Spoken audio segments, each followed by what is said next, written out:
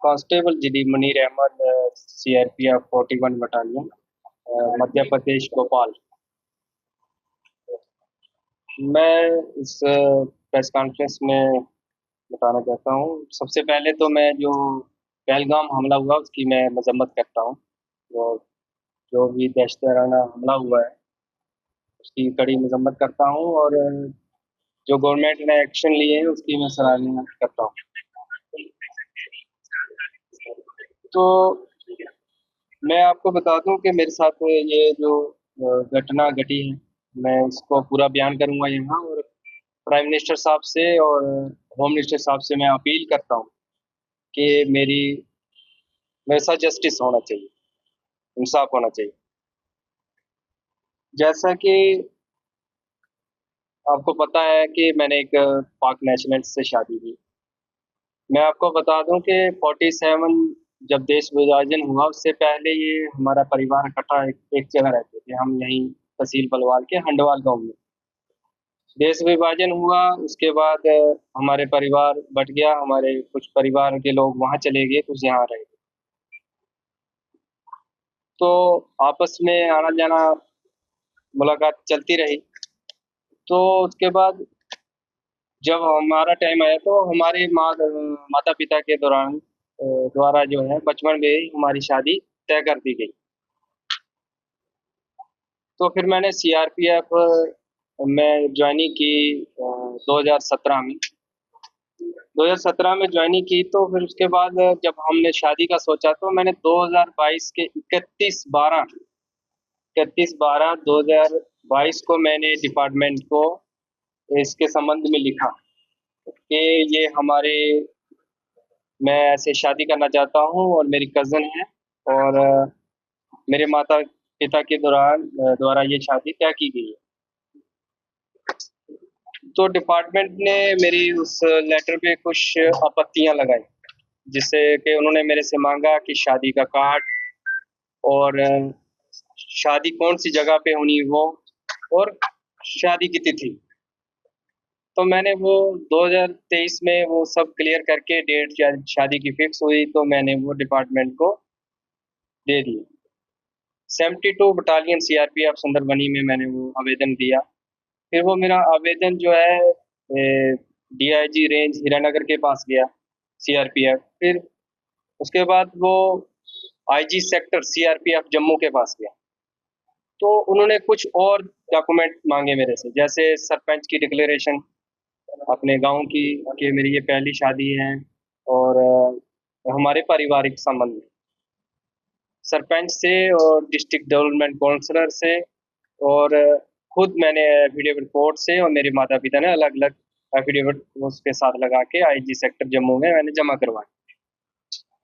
फिर उसके ऊपर जो मेरा लेटर है वो एसडीजी स्पेशल डीजी सीआरपीएफ जेके जोन के पास गया। फिर वहां से वो डायरेक्टेड सीआरपीएफ न्यू दिल्ली गया। वहां उस लेटर में कुछ समय लगा, 3 4 5 महीने का समय लगा। फिर उसके बाद 30 30/4/2024 को वहां से रिप्लाई आता है, ऑर्डर आता है कि हमने एजेंसियों के जो भी उनके संबंधित होंगे उनके द्वारा हमने उनकी सलाह ली कि इस केस को वेरीफाई किया। फिर उसमें उन्होंने बताया कि एक गवर्नमेंट सर्वेंट जो होता है 1964 के धारा 21(3) के तहत सरकारी कर्मचारी को अपनी जब वो किसी विदेशी से शादी करता है तो उसको अपने विभाग को या सरकार को सूचित करना होता है, इंटीमेट करना होता है।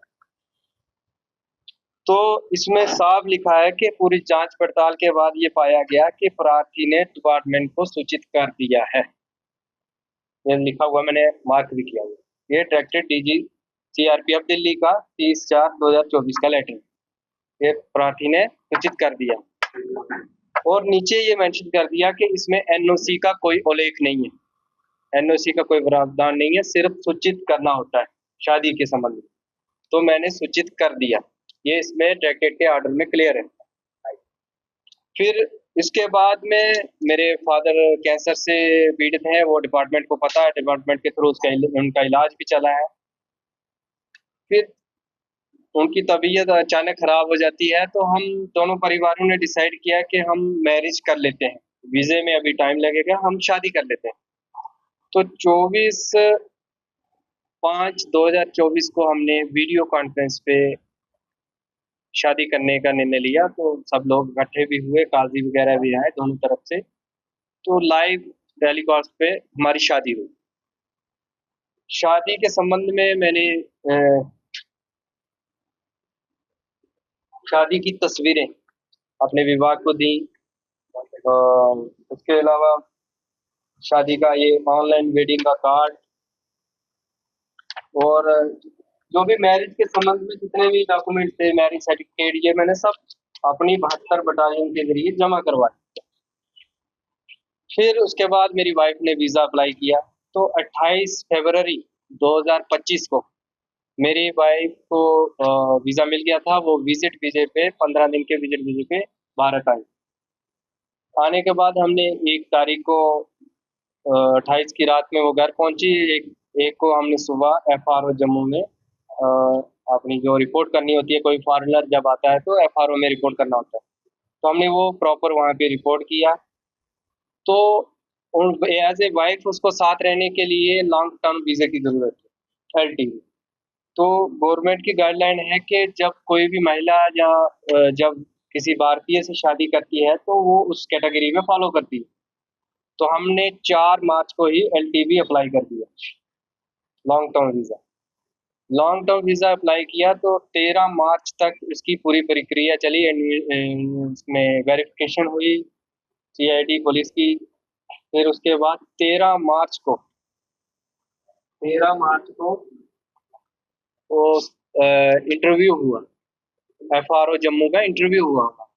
इंटरव्यू होने के बाद ये देखो 13 मार्च 2025 6:02 PM पे ये जो मेल हमें मिली कि आपका जो लॉन्ग टर्म रिक्वेस्ट है, ये नंबर है, has been referred to higher authority for approval, ये एमएचए को भेज दी गई 13 मार्च को। 14 को हमारा वीज़ा एक्सपायर होना था।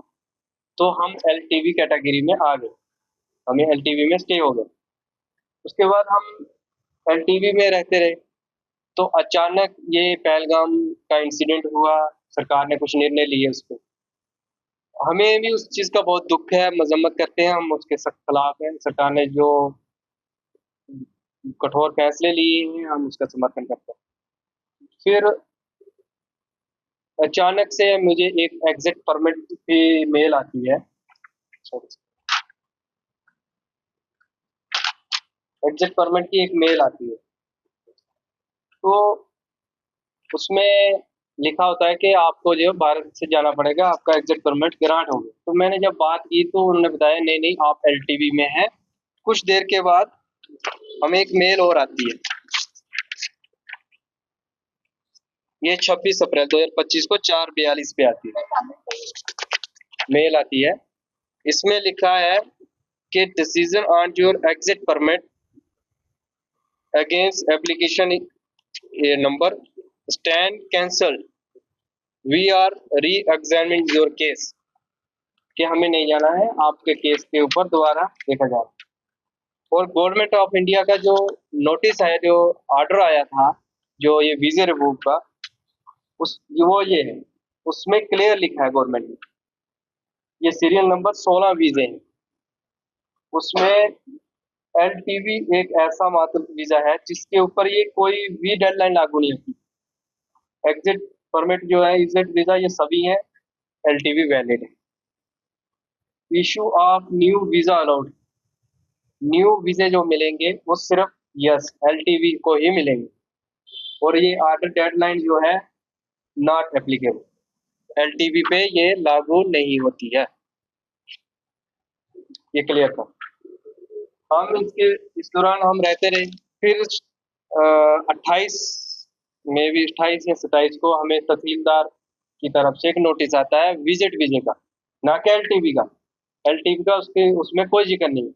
विजिट वीजे का आता है, वो लिखते हैं कि आपका विजिट वीजा 22 मार्च को खत्म हो रहा है, हो गया है। हालांकि हमारा विजिट वीजा 14 मार्च को खत्म हो गया, 22 को नहीं हुआ, 14। 14 मार्च को ही खत्म हो गया। तो हमने उस टाइम हमें जाने के लिए बोल दिया, तो हमने अपने एडवोकेट अंकुश शंकर शर्मा जी से बात की। तो हमने हाई कोर्ट से अपील की कि हमारे साथ ये गलत हो रहा है कि हमने ये एलटीवी में आते हैं, हमने पूरी परमिशन से शादी की है, सीआरपी को इंटीमेशन किया हुआ है, सारे डॉक्यूमेंट्स लगाए। तो हाई कोर्ट ने उसको सुना। ये उस टाइम सुना जब जम्मू से पीसीआर से हमें रवाना कर दिया था अटारी वाघा बॉर्डर के लिए। हाई कोर्ट ने सारी ये चीजें सुनने के बाद एक ऑर्डर निकाला, जिसके ऑर्डर के तहत उन्हें वाघा बॉर्डर से वापस हमारे घर लाया गया कि इनका जो ये केस है ये एलटीवी में ही फॉलो करते हैं।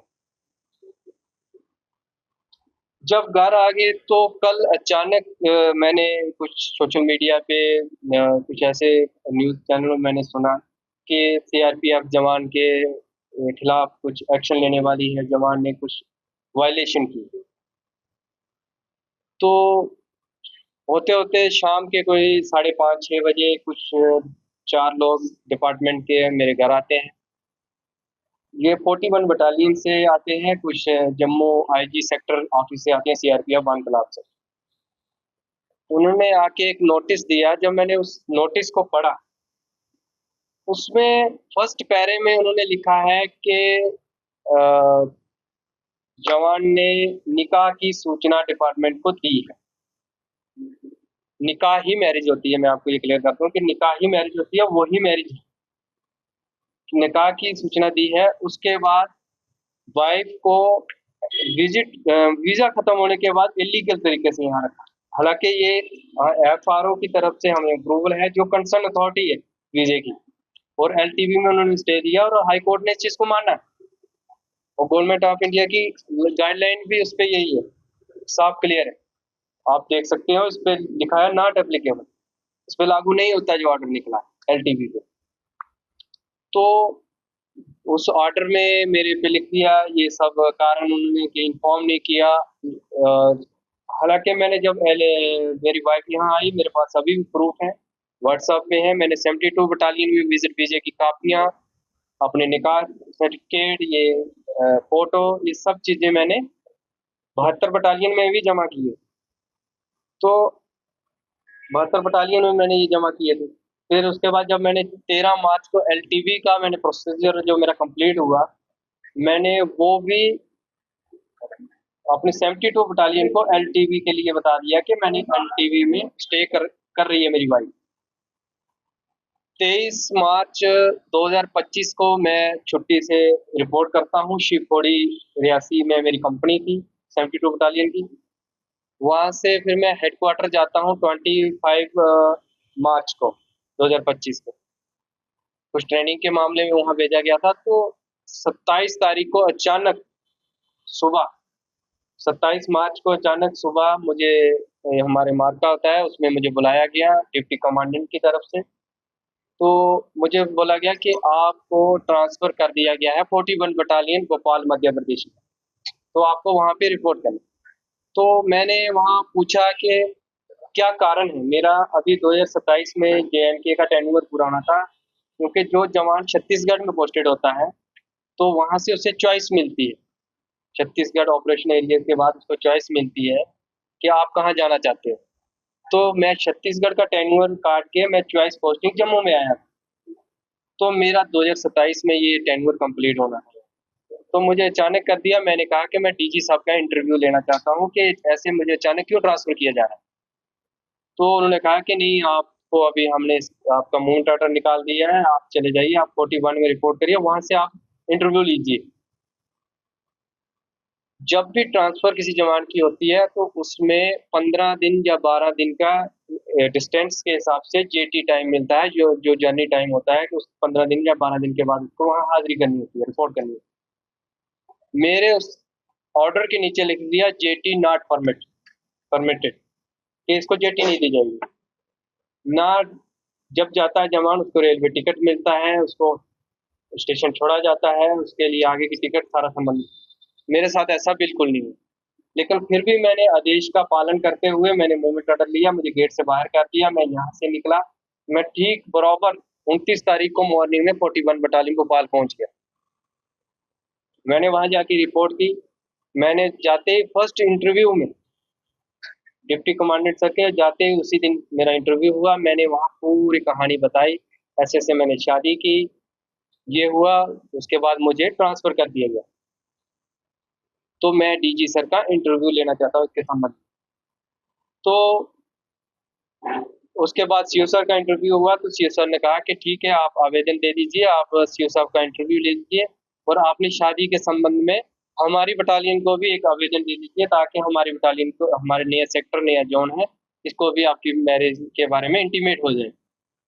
मैंने सारे डॉक्यूमेंट्स लगाए, डायरेक्टरेट का ऑर्डर लगाया सूचित होने का, मैरिज सर्टिफिकेट के सारे ए टू जेड प्रूफ मैंने उसके साथ लगाए और एलटीवी का मैंने उसमें लिखा कि एलटीवी का अप्रूवल के लिए एमएचए को किया हुआ है, जिसकी प्रक्रिया जम्मू एफआरओ के द्वारा की जा रही है। उसमें मैंने क्लियर लिखा है, मैंने सूचित किया, वहाँ सबमिट कर दिया।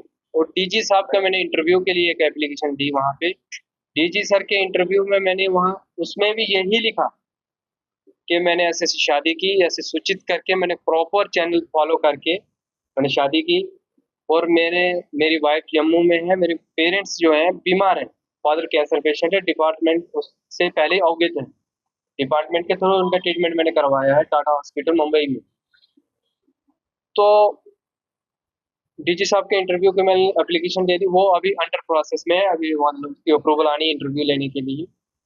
तो उस दौरान ये इंसिडेंट हुआ, गवर्नमेंट ने कुछ गाइडलाइन निकाली तो मैं 6 दिन के लिए छुट्टी मैं घर आ गया।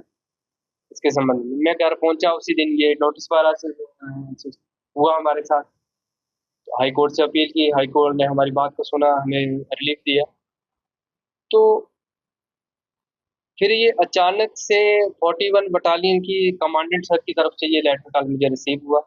उसमें उन्होंने इस चीज़ का उल्लेख किया है कि आपने डिपार्टमेंट को बताया नहीं और उसी में एक चीज़ ये भी मेंशन की है कि निकाह के लिए बताया। निकाह ही शादी होती है, निकाह नामा ही मैंने उनको दिया है। और इस चीज़ को ये डीजी डायरेक्टरेट का जो लेटर है उसमें भी ये क्लियर है कि डिपार्टमेंट को मैंने सूचित किया है और एनओसी का कोई उल्लेख नहीं है, सिर्फ इंटीमेशन करना होता है। तो इसके बरहस मुझे डिसमिस फ्रॉम सर्विस कर दिया। तो मेरी प्रधानमंत्री जी से और गृह मंत्री जी से अपील है एक जवान की हैसियत से ही कि मेरे साथ जस्टिस होना चाहिए। जब मेरे पास डॉक्यूमेंट कंप्लीट है, हर चीज़ मेरी प्रॉपर है, तो ऐसा क्यों? ऐसा क्यों? न्यायालय जाऊँगा, मैं हाई कोर्ट जाऊँगा, इसके संबंध में मैंने दे दिए हैं डॉक्यूमेंटेशन इसके बारे में कि ये कोर्ट देखेगा इसमें कि क्या मेरे डॉक्यूमेंट सही हैं, क्या गलत हैं, इस चीज़ जस्टिफाई होंगे। आपका कहने का मतलब है कि आपकी डॉक्यूमेंटेशंस क्लियर जी, लेकिन आपके साथ नाइंसाफी की गई। जी, अच्छा। जी। तो आप जब किसी विज़िट वीज़े पे आते हैं तो आपको इन टाइम में उसको अप्लाई करना है और उसका फाइनल स्टेप होता है इंटरव्यू। वेरिफिकेशन होने के बाद इंटरव्यू और इंटरव्यू के बाद अप्रूवल के लिए भेज दिया जाता है। तो अप्रूवल में उसमें टाइम लगता है। लेकिन जब तक अप्रूवल नहीं आता तो क्या आपको राइट है कि आप जी, जी। कर सकते हैं? जी, जी। उसकी गाइडलाइन में है, एनटीबी की जो गाइडलाइन है वो कोर्ट ने भी पढ़ी है और जो आपने देखा होगा कि मैक्सिमम लोग जो अप्लाई किए हुए हैं मतलब प्रोसेस में, तो वो ये जो कंसर्न अथॉरिटी होती है ये पहले इन्फॉर्म कर देती हैं कि आप स्टे कर सकते हैं। इल्लीगल तरीके से आप ही बताओ कि कैसे रह सकता है इंसान? जब सब कुछ ऑन रिकॉर्ड है, जब आ रहे हैं, तो कोई रह सकता है? ये बात है। और शादी से पहले भी मैंने सूचना दी और साथ शादी के बाद मैंने तमाम डॉक्यूमेंट्स मैंने डिपार्टमेंट को दी, तस्वीरें दी ऑनलाइन निकाह की, मैरिज सर्टिफिकेट दिया और जो 41 बटालियन जो मेरे डिसमिस ऑर्डर निकाल रही है, उनके कार्यालय में मैंने पूरे विवरण से लिखा है कि मैंने 72 बटालियन में कौन-सी डेट को कौन-सा आवेदन दिया है और उन आवेदनों की कॉपियाँ भी साथ में लगाई। ये भी कारण क्या बताएंगे आप? कारण उसमें यही लिखा गया है कि इन्फॉर्म नहीं किया और उसी में ये भी लिखा गया है कि निकाह के लिए इन्फॉर्म किया है, निकाह किया है। शादी के लिए इन्फॉर्म पहले पैरे में लिखा है कि इन्होंने शादी के लिए इन्फॉर्म किया है, दूसरे में लिख दिया है कि हमें इन्फॉर्म नहीं किया। तो जो कारण नहीं, वो उस चीज़ को वो नहीं, वीज़ा खत्म कैसे होगा जब हाई कोर्ट उस चीज़ को मान रहा है कि ये प्रोसीजर इनका सही है, फॉलो है और उसका जवाब कंसर्न अथॉरिटी जो है उन्होंने डिपार्टमेंट को देना है, हाई कोर्ट को देना है। जी, आप क्या चाहते हैं? मैं इंसाफ चाहता हूँ कि जब हमने शादी की है, एक हस्बैंड वाइफ है, एक लीगल तरीके से की है, अपनी कज़न है, मेरी अरेंज मैरिज है। मैं कल ही मैंने सोशल मीडिया पे देखा कि कुछ मीडिया चैनलों पे आ रहा है कि जी इंस्टाग्राम से मिल गए, फेसबुक से मिल गए। तो ये मतलब मिसगाइड किया जा रहा है हर जगह पे। तो मैं आपके माध्यम से ये क्लियर कर देना चाहता हूँ कि मेरी अरेंज मैरिज है, मेरी मदर के कज़न ब्रदर की बेटी है। तो ये पारिवारिक हमारे संबंध हैं, और यहाँ से ही हमारा परिवार जो है ये पार्टीशन में बँट गया था। तो ये चीज़ क्लियर कर दूँ, और हमने पूरा इसको जस्टिफ़ाई किया है।